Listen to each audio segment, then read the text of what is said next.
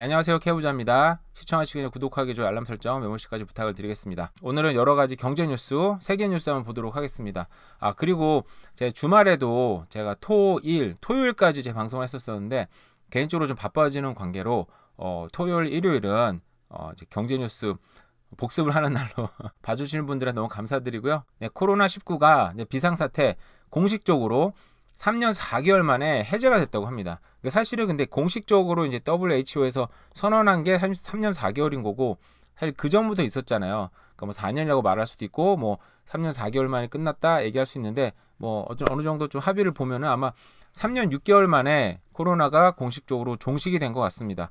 네, 좀 3년 6개월 만에 됐다는 게 벌써 3년 6개월이 됐나라는 생각이 들기도 하는데, 일단은 지금 인체에 크게 위험하지 않다라고 발표를 했어요.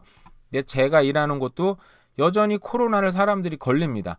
뭐 거기서 사시는 분도 걸리고 일하는 직원들도 걸려요. 근데 지금 감기처럼 좀 많이 걸릴 때도 있는데 예전이랑 다르게 확실히 걸리면 사실상 증상이 별로 없습니다. 거의 감기랑 비슷한 것 같아요. 그냥 마른 기침 좀 나고 콧물 좀 나고 그러니까 숨이 가빠지고 이런 증상이 정말 아예 없어진 것 같고요. 그러다 보니까 거의 감기 수는 떨어진 게 아닌가라는 생각이 좀 들기는 듭니다. 근데 여전히 걸리면 이 코로나인지 감기인지 검사 비용 자체가 되게 많이 들긴 하거든요. 그거를 딜리버리 시키고 또 검사를 받고 하는 비용이 많이 들긴, 사회적 비용이 많이 들긴 하는데 이렇게 위험하지 않으면 사회적 비용이 왜 또 들어야 되나 생각이 들긴 하는데, 어쨌든 공식적으로 약 한 3년 4개월 혹은 3년 6개월 만에 종식이 됐다고 합니다. 네, 미국 일자리가 무려 25만 3천 개가 증가를 해서 실업률이 54년 만에 최저를 기록했다고 해요. 정말 이게 요즘에 경기 침체가 오네 만에 얘기가 많이 있는데 어떻게 그런 전문가들 예측이 정말 너무 무색하고 저도 계속 경기 침체가 오나 봐요. 뭐 주변 얘기도 들었고 여러 전문가 얘기도 그래서 얘기했는데 이 경기 침체가 오긴 오는 거야라는 생각이 들 정도로 여전히 미국 시장은 경제가 지금 너무너무 단단하고요.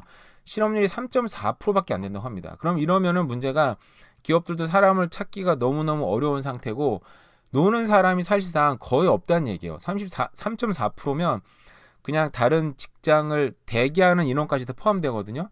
그런 인원 빼고 그러면 실업자가 거의 없는 상태예요. 만약에 일을 하려고 맘먹은 사람들 중에는 그냥 애초부터 일을 안 하려고 맘먹은 사람들이야 뭐 어쩔 수 없는 건데, 자연 실업률에 가까운 거죠. 그래서 정말 이 미국 경제 너무 단단하다. 근데 캐나다도 단단합니다.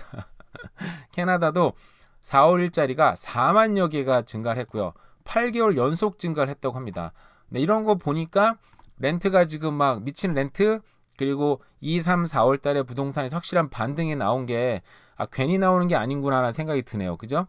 무려 4만 1,400개가 일자리가 증가를 했고요.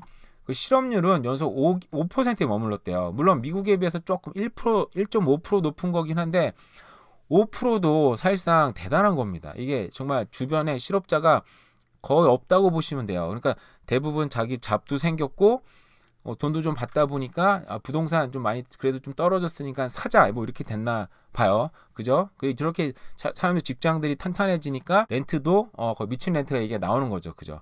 그래서 지금 미국이나 캐나다나 뭐 한쪽에서는 경기 침체 살짝 신호가 있죠. 신호들이 계속 나오고 있는데 또 한편에서는 이렇게 단단한 지금 경제가 유지되고 있다라는 거. 어느 쪽이 이 밸런스가 무너질지 그것도 좀 지켜보시면 재밌는 관전 포인트가 될 것 같고요.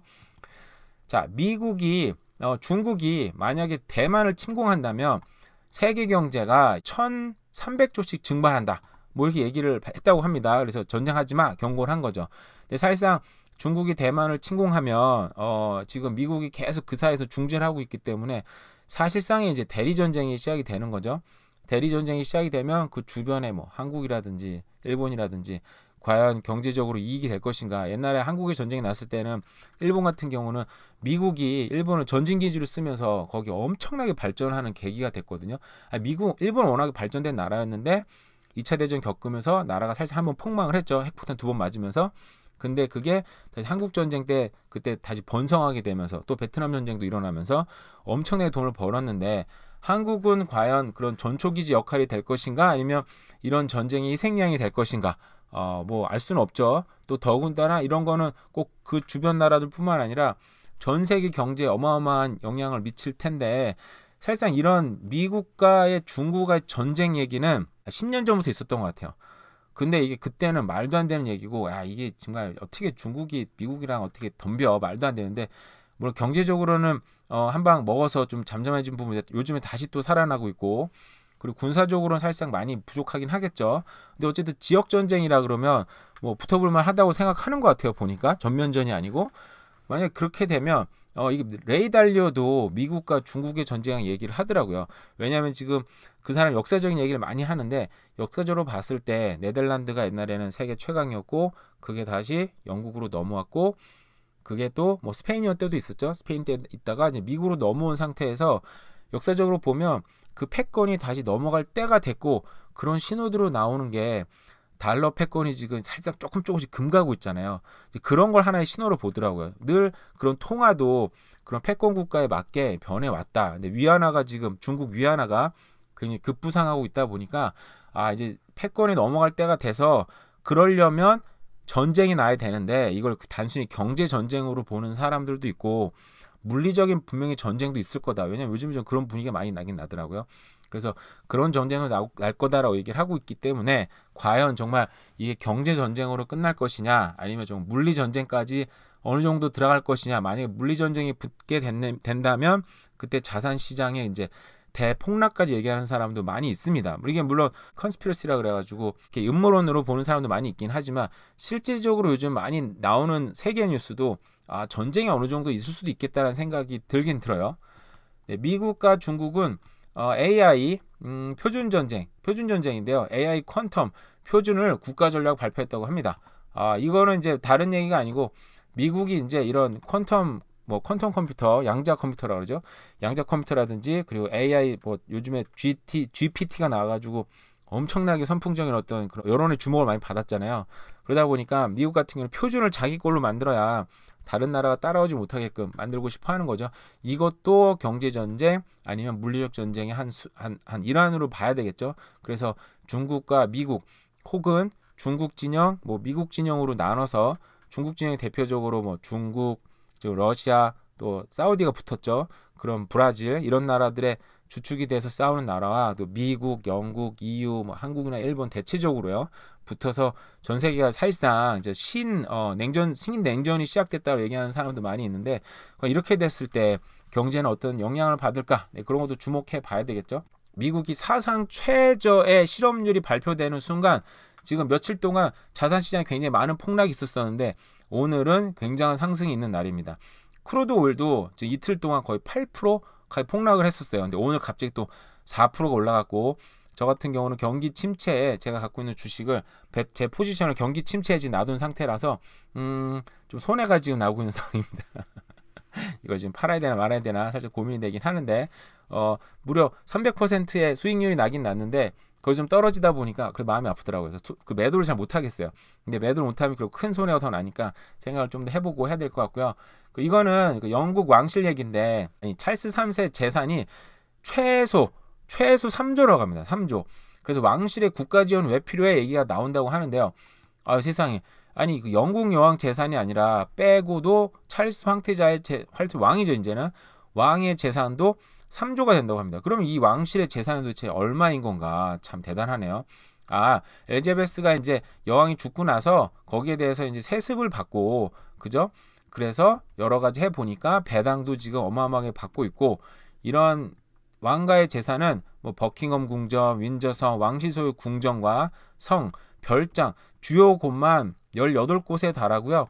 그 찰스 3세가 국왕이 고를 수 있는 체류지가 20곳이 있는데 그곳에서는 방이 2,000여 개가 된다고 합니다. 일반 사람들은 도저히 상상할 수 없는 그런 상황인 것 같은데요. 그래서 이렇게 부유한데도 이런 사람들은 재산이 최소 3조라고 하니까 이건희 회장급 같은 수준이네요. 그죠? 근데 이런 사람들이 연간 의회에서 받는 돈이 1,438억 원이라고 합니다. 와, 여기서 정말 1억만 받아도 부자인데, 그죠? 우리 같은 사람들은. 이렇게 부자인데도 영국 왕실은 무려 거의 1,500억에 가까운 돈을 받고 있다 보니까 영국에서 얘기가 많은 거죠. 캐나다에서 세금이 나가는지는 모르겠지만 이런 건 좀 별로인 것 같아요. 그럼에도 불구하고 영국은 이렇게 국왕의 왕실에 대한 사랑, 국왕에 대한 사랑이 지극한 사람들이 많아서 이게 텐트 행렬이 시작이 됐다고 합니다. 이게 일반 사람들이 가는 라인이래요. 그래서 벌써부터 이렇게 텐트를 치고 이제 목 좋은 조리를 찾으면 요 라인이 이제 1번 라인이겠죠. 그래서 국왕이 여기 이렇게 지나가면 이제 국왕을 바로 가까이서 볼 수 있는, 소위 말해서 국왕을 아련할 수 있는 자리를 차지하려고 저렇게 늘어났다고 합니다. 아유, 여기 요 지역이 이제 텐트 쳐가지고 사람들 볼 수 있는, 민간인이 이제 가까이 볼 수 있는 지역인가 봐요. 네, 그 버킹엄궁에서 가서 웨스트민스터 하원으로 이제 가는 길인 건데, 네, 이렇게 지금 영국 국민들은 이렇게 영국 국왕을 사랑한다는가, 뭐 그런 왕실에 대한 그런 사랑이 많은가 봐요. 이런 여론들이 좀 부정적으로 점점 변하고 있고, 캐나다 같은 경우도 점점 부정적으로 변하고 있는데, 저도 보면 나이가 좀 많으신 분들 같은 경우는 그런 왕실 잡지들 늘 보고 왕실에 대한 얘기하면 되게 좋아하더라고요. 그래서 어쨌든 왕실에 대한 그런 사랑이 좀 많은 나라인가 보다라는 생각이 들어요. 네, 오늘도 금요일이지만 네, 날이 굳어서 좀 비가 내리고 있는 것 같습니다. 또 오늘 주말이 시작되는 분들 많이 계실 텐데 오늘 하루도 잘 보내시고 주말도 잘 보내세요. 감사합니다.